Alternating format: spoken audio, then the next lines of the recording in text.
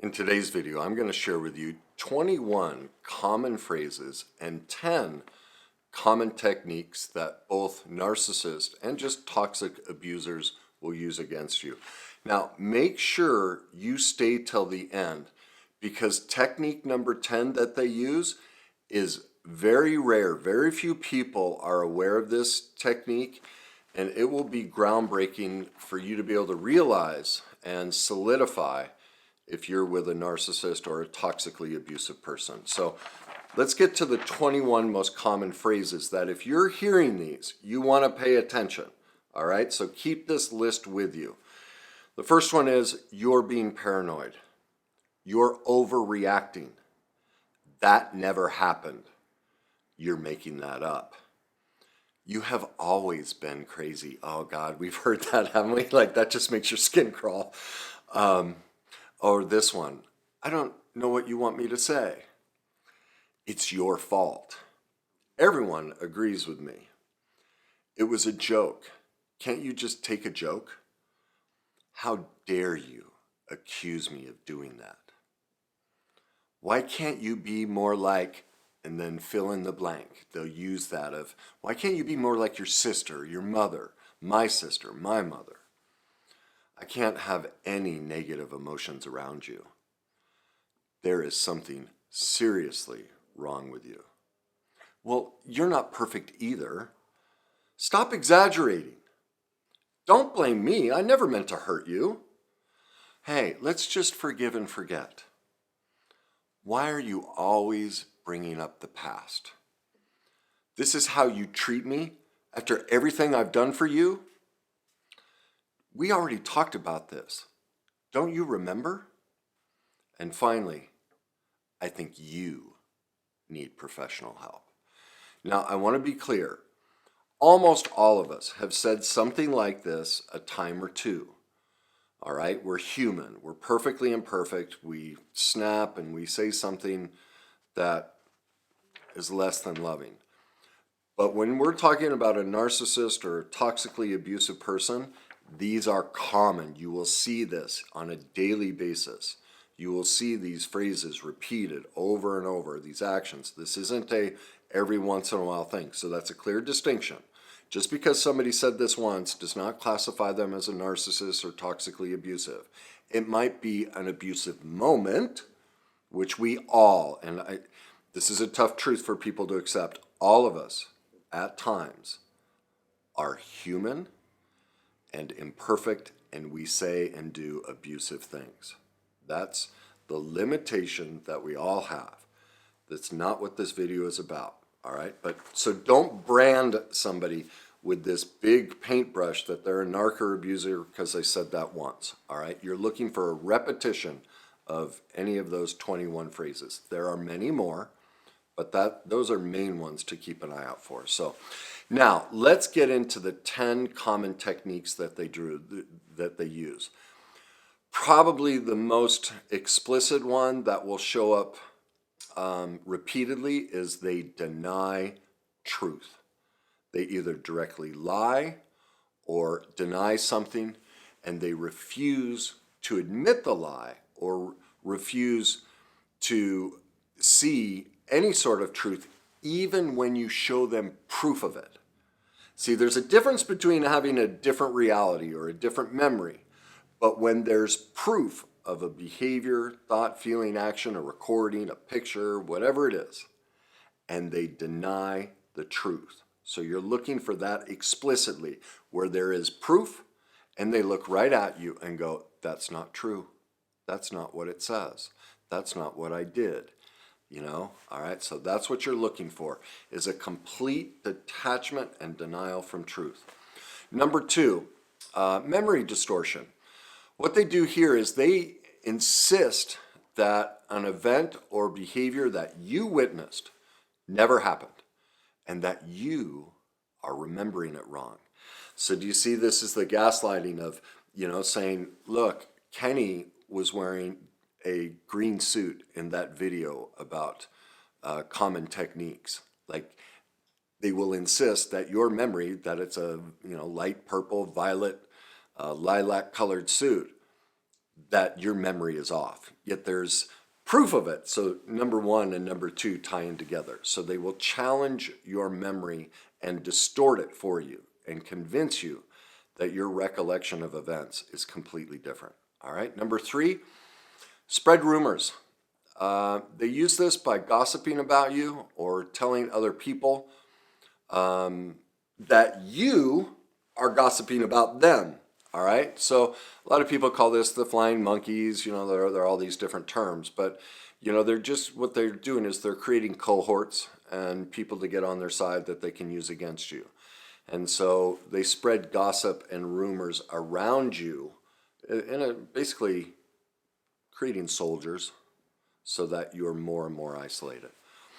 Number four, they change the subject. So you have that experience where you start to pin them down on something, like you're about to show them proof of their behavior, and in that moment they refuse to listen, especially when confronted with a lie or their gaslighting behavior or their memory distortion or any one of these techniques. And what's fascinating too is you can be having this heated discussion and all of a sudden they'll go, "Isn't it a great day out?"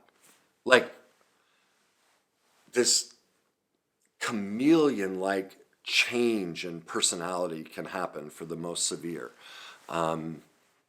Other forms are more subtle, where they just slightly change the subject of the discussion. Maybe it was about blaming them and they shift it to you, but whatever it is, one of the common techniques is they will change the subject. Number five is they minimize your feelings, telling you that you are overreacting, that your experience of them or whatever it is that's going on in your life, that it's not as big as you think it is, or their behavior, they were just joking and you're being too sensitive. And so when you point out their imperfections and their lies and their memory distortion or changing the subject, they do anything they can to belittle and minimize your feelings. All right. Number six, blame shifting. All right. I have a great video on this. If you head over to my denial and self-deception playlist, I can't remember the full title, but you'll see it right at the top. Just go to denial self-deception on YouTube, and I have a great video on blame shifting and how to deal with this. But what they do here is they will, change roles. All right. They'll say you acted or behaved differently than you did, and then they turn it around of, "How dare you treat me this way? I would never treat you like that." And so they take a situation that was clearly they're wrong, and they shift it, and you walk away going, "Oh, I'm sorry. I don't know why I did that to you." That's what I went through the most. Man, I look back and I go, "God, I'm not that stupid." But when you're less than perfect and you have codependence issues and childhood trauma and all these different things, it's just the best I could do with who I was at the time. All right. Number seven, they use words to hide their actions. So they try to smooth things over by being kind and sweet with their words. Even like they can be gaslighting you, manipulating you, blame shifting you, changing the subject, creating rumors, but they do it with a smile on their face. Very kind and loving words as they completely denigrate and eviscerate you. And you're just sitting there going, "Wait a minute, your affect, your body language, your tone feels incredibly loving, but the words dripping off your tongue, it's like this snake is coming out and you're dying 1,000 paper cuts behind this sweet mask of love that looks, the affect is loving, but the words are conniving and destructive." Number 8, storytelling. This is where they twist the story. It's, pretty similar to blame shifting, and they create an alternate story. So this is a little bit different because they alter the the parameters and actual events of the story to minimize what they said or did, all right? Or make your side of the story worse than it was, or change your role in the story, all right? So let's face it, whenever we're discussing events with somebody, we're telling a story, our version of a story. And so they distort both their role in the story and the other person or other people in the story, all right? So that's what you want to keep an eye out of. Wait a minute, it's on film of exactly how this situation and story unfolded, yet they're telling a completely altered reality. And sometimes it's very subtle. It could just be little minor details. But notice how those little minor details will always be in their favor and against you. Okay? Number 9, isolation. This is where they start working against your friends and family and separating you from them, whether it's denigrating them and how beneath they are or how rude they are to you and you shouldn't put up with that, or how terrible the friends and family treat them and you should support me and have my back. If you really love me, you wouldn't let them treat me this way. And then they use storytelling, blame shifting, creating rumors, memory distortion, all of these other techniques to distort the reality of your current relationships with those closest to you. And they put you in what's called a double bind, which means whichever way you go, you lose. And so you want to keep the relationship. So if you choose them, also the condition of the relationship is you have to get rid of your friends and family. But if you choose your friends and family, you lose them. And so this is really with every aspect of these common techniques. You're always in a double bind. Whichever way you go, you feel like you will lose. If you stand up for yourself, they're going to leave you or get more abusive. If you give in, they're going to get more abusive and you feel more depleted. So I probably should have said this from the beginning, but an underlying dynamic throughout all gaslighting is you feel like no matter what you choose, you will lose. It's called a double bind. Whichever choice you make, there's never a good one. And so you become blank, numb. It's all the, a great analogy is this. Remember, for those of you old enough like me, the old Arnold Schwarzenegger movie, The Predator. And the way the Predator survived is it cloaked itself. It became the surrounding. And the way it was an alien that came down on the planet and it was in this jungle. And so it became like the scenery. So you couldn't see it. And the way it survived is it would eat a human. It would suck everything off of them but leave a skeleton. That's what the gaslighting does. It devours all of you. And that's what the double bind does. When you're caught in a place where you have no ability to win, no ability to love yourself, stand up for yourself, advocate for yourself, over time, all that's left is a carcass. That was me. I was a complete carcass. Nothing left of me. And I'm sure many of you know that exact same experience. So if you're starting to feel that, pay attention to that double bind situation, all right? Now, number 10, this is the one I said you're probably not aware of, and very few people talk about it. Who knows? Maybe you know a lot more than I do, and you're like, oh, Kenny, that's so silly. So-and-so talks about that all the time. I've known that for years. You think you're so great and you know so much, and you're probably right. But at least in my experience, very few people recognize that this is a form of gaslighting. And what this is you try and get ahead of the problem. Have you ever found yourself explaining what you're going to do in the future or why you're going to do something in the future or what somebody else is going to do?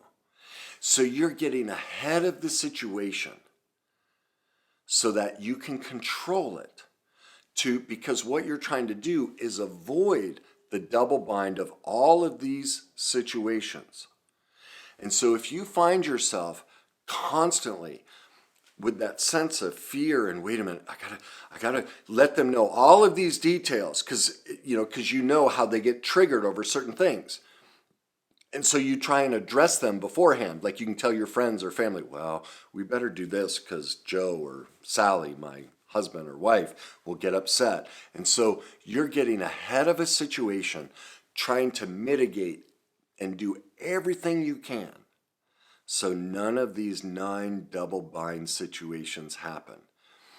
I see this in almost all relationships.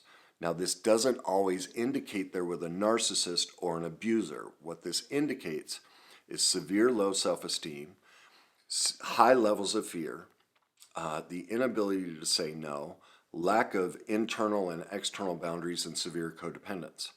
And so what they're trying, because do you hear, it's all about control, yet they don't see it. They see it as a self-protection mechanism, all right? And so these type, if somebody is with a narcissist or a toxic abuser, they have tremendous unhealed pain. That's what creates the attraction. I'm going to get into that more when I give you solutions here in just a second. And so what they don't realize is they then try and gain control from the victim position. And this is one of the ways they do it. They're out ahead of it, trying to control their narcissist, which is a narcissistic trait, okay? It's not, don't take my words out of context. I'm not calling them a narcissist. What they really are is, like I said, a very severe codependent who's struggling with little or no self-esteem, high levels of fear, the inability to say no, a lack of an internal and external boundary, and they may be either the typically disempowered codependent or the falsely empowered codependent. But because they lack the ability in all of those areas, they can't just say no. They can't just let life come.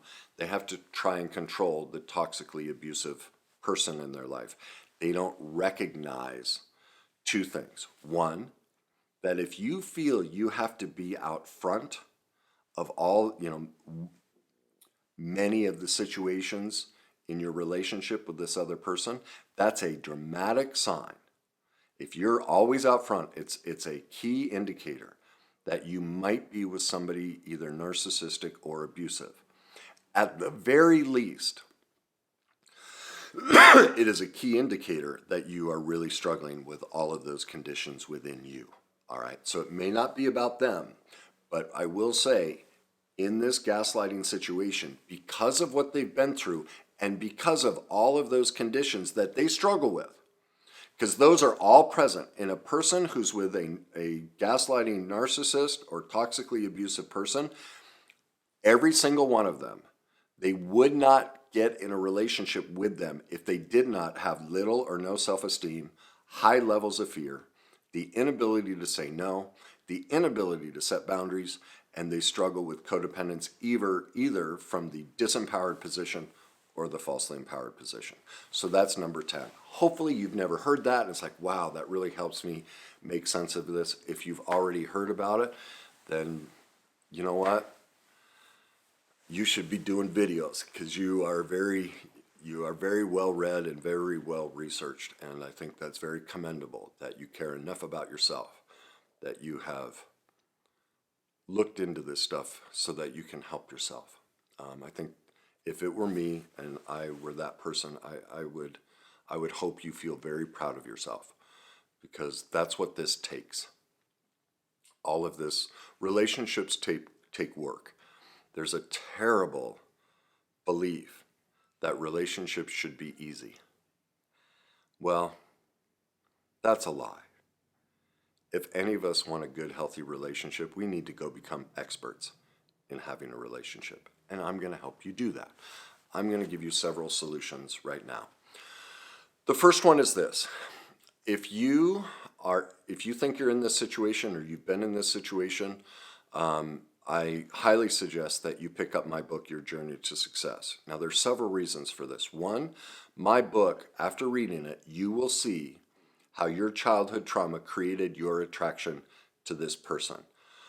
More importantly, once you make that connection, you're also because it's going to bring you into truth and reality that all attraction is based on childhood trauma. And that if it weren't for this unhealed childhood trauma, you would have never been attracted to them. And that's the part we must get into truth about, that we played a part in choosing this person. We are not a prince or princess who has no responsibility for this dynamic. And so it brings us into that truth and reality, pardon me, and taking personal responsibility for ourselves, that, wow, I played a part in this. I'm not to blame. It doesn't condone their actions. And I'm responsible for my part. And here's the beauty of that. When you get into truth and you take responsibility, do you see what naturally comes from that? You can forgive yourself for choosing them. Because ultimately, if you still hate them, if you're still resentful and angry and have so much venom, and on videos like this, you tell stories of how awful they were, that means you haven't forgiven yourself. You're still filled with the resentment. And so when you read my book and understand the processes, you can let go of that resentment. Because if you're still that angry and you still want to tell stories about them, that means they still own you. They're still gaslighting you, even if it was 30 years ago. You have not left the relationship. You've not healed it because you haven't been able to see your part in it, live in truth, take responsibility, and ultimately forgive yourself. That's what my book will give you. That is key to navigating these type of people. The next step is, remember what I said, little or no self-esteem, high levels of fear, the inability to say no and set boundaries, and highly codependent. Now, I suggest Pia Melody, 3 books by her, which I think not a single person on this planet should be allowed to go on a date until they read these 3 books. The first one is called Facing Codependents. The value of this book is you're going to learn what very few people know, that codependence is not just the disempowered. It is both the disempowered and the falsely empowered. What our world thinks as successful people are falsely empowered codependents. That's why I say everyone on this planet is codependent. When you read that book, you'll see it. It'll give you a new understanding of codependence. The second book I suggest you read of hers is called Facing Love Addiction. This is important because you most likely, if you're with a narcissist or a toxically abusive person, most likely you're a love addict. And you need to see how that the underlying abandonment that you are feeling is driving your addiction to stay with them and put up with all of these behaviors. You're also going to recognize there's, love addiction, love avoidant. That's what you're going to learn about. And you're going to see how, these toxically abusive people are love avoidants. All right. So it's a deeper understanding of the codependent dynamic you're in and how the low self-esteem and everything else plays into creating love addicts and love avoidance. Finally, her third book, Intimacy Factor. Now, this gives you a practical view of what it's like, what recovery looks like, how to navigate situations like this, how to respond. Because, you can talk about these concepts, but people usually need to see a model of it. Well, that's what's so great about Intimacy Factor, is there are all these scenarios and you can see your own life in it. And so now you'll know much better how to apply all of the knowledge you pick up from my book and our other books in your life, and you can live in this more healthy state. The next suggestion I would offer you is to head over to my YouTube channel. Go to my Codependents playlist. I have I can't even remember, is it 30, 50 videos on codependence? Tremendous information that builds off of Pia Melody stuff and my own insights on the dynamic. It's free. It's very valuable information that you need so you can get away from these people and stop choosing them. All right? The next suggestion I would offer you is to head to my website, kennyweiss.net, and go to my resources page. Once there, scroll down to the middle, and I think I have, is it 6 or 8 free downloads, all on codependence recovery. All right? Take advantage of all of them. You're going to gain how to set boundaries. Like I didn't write down all the names because I'm like, just get them all. They're free. There are many techniques in there, many processes in there that'll help you navigate all of this. And it's free. Take it. Like I put out so much free stuff for you guys. Like please take advantage of it. Like don't just watch the video. Videos are not enough. The videos that I and other people do, they help, but it's not, you will not get to where you want to go if all you do is watch videos. You have to do the work. And that's why I've tried to provide so much free content. The next piece of free content I would suggest you do is on my website, thegreatnessyou.com. And that's my free masterclass, Your Journey to Emotional Mastery. This will give you the foundational piece that you need to heal the pain from your past and the codependence in your life and all of the things that drew you, your connection and your attraction. Low self-esteem, high levels of fear, inability to say no, inability to set boundaries, and codependence. You need the basic understanding to see how the pain from your childhood is being relived with this person and how you chose them. And I know that you're like, no, I didn't choose them. Oh, yes, you did. And that's why you need this free class, is it'll show you, oh my God, I did. Now you're not to blame. But because of all that unhealed pain in your childhood, you had no shot. I could have put you in a room with 20,000 people of the opposite sex. Only one of them would have been this way. And if you grew up in these types of childhoods, you'd come out and say, oh, they're all really attractive, nice, wealthy, whatever it is you like. But there's something about this one. Your brain and body gets addicted to them, to looking for that because of that unhealed pain. You need that basic step of recovery to get away from this type of stuff. Now, for those of you, because a lot of people are like, I'm not quite ready to do recovery work. So that's why, I guess there's some books there you could pay for, but most of what I've just given you is free. Now, for a lot of you, it's like, I'm done. I need the full process. I need to recover. Well, then I would suggest you sign up for my complete emotional mastery method masterclasses. That walks you through the complete journey, reclaiming your self-esteem, learning about all 3 levels of fear and how to conquer them, how to say no, set boundaries. 3 of the 9 master classes are devoted to codependence recovery. It is your complete process to navigate all of this. It's only $47 a month. You can cancel anytime, but why you would, I don't see why. It's so inexpensive. And you're going to need to spend at least a year. To do this right, the information in there is so detailed and so thorough that if you did this the right way, it would probably take you 6 months, 4 to 6 months to go through those 9 master classes, to really dig in and do the work. And then I suggest you take a month or 2 off and do it again, and you will be blown away at how much better you do it the second time. But ideally, you should be a member of that for 1 to 2 years, because think of it, if you're 20, 30, 50, 60 years old, you've been living in this dysfunctional state for decades.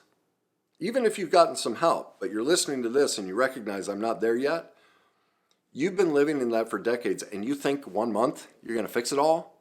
Or a year? This takes work. Like I've been on the recovery journey for 30 years, and I'm like, you can see in my videos, I still have many perfect imperfections. Like I have a long way to go. But I'm at peace with it. Like I don't care. I love seeing them because I know the peace that it gives me. And I also recognize we're human. We're limited.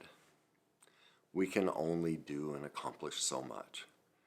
And so by making this your priority in life, you learn to be okay with everything not being okay.